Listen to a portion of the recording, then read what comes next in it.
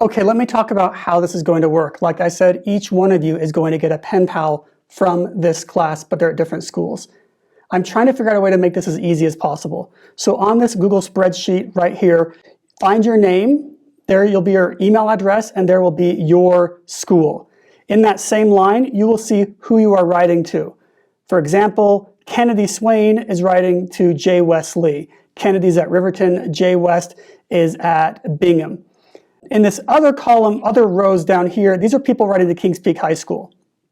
And I want to explain how if you're writing to Kings Peak High School, it's going to be a little different. But first of all, let me explain if you are from Bingham or Riverton, how this is going to work. First of all, partner number one sends the first letter. You start the conversation. Someone has to start it, and by random luck of the draw, partner one starts it. So partner one, you have to write a letter this week.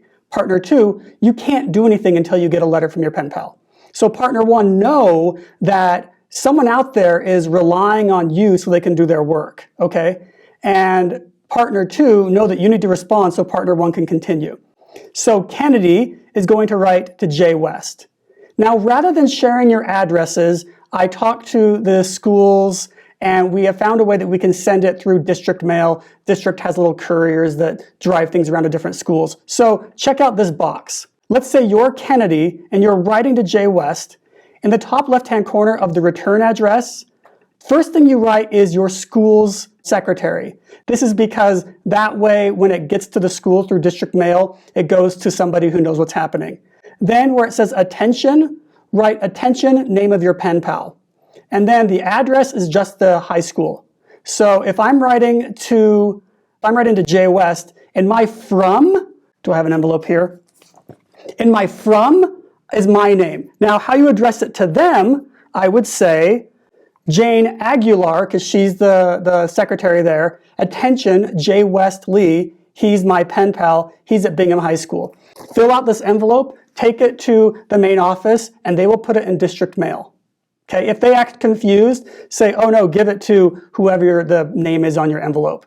That will go in district mail, and over the next day or two, someone from like the counseling center or whatever will deliver it to you in one of your classes. This way you don't have to pay for postage. This way you don't have to share addresses, and it might even be quicker. So for Riverton and Bingham High School people, that's how it's going to work.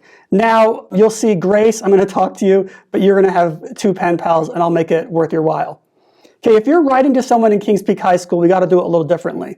I think the easiest way is if you're writing to someone in Kings Peak High School or you're from Kings Peak High School, it's probably easiest to share an address with them. So you have each other's email addresses so you can remind them to write, and this way you can share your addresses with them directly rather than me publishing them for everyone. If you don't feel comfortable sharing your address, that's okay. You can send it to me and I will mail it to them. Note, this will take a little longer, but if you don't feel comfortable sharing your address, you can absolutely mail it to me, and because I'm a teacher, I have access to everyone's addresses anyways, I'll forward it to them, and that will just add a couple days. If you're going to do that, follow these same instructions up here. I hope this is clear, and this week, partners 1, you're going to write to partners 2. Okay? You're going to introduce yourself, you're going to follow the letter writing format, and in your first letter, remember, you have to set up context, you have to make a point, and you have to point to the future.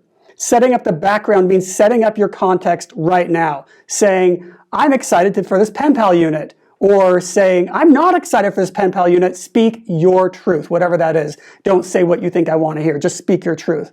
And painting the context can be even more detailed. Say, I am sitting here in my second period math class, bored out of my mind, so I thought I might as well write this letter. Then, when you get that letter, if you're partner 2, you say, oh man, I totally know what you mean by sitting bored in a class. I'm bored in my art class. That is setting up context. In the second part of your letter, make a point. Talk about something you're interested in, ask them questions. At the end of the letter, point towards the future by saying, I hope to hear from you soon. We'll talk more about this, but I hope this gets at least the ball rolling. If you have any questions about this sheet, please let me know.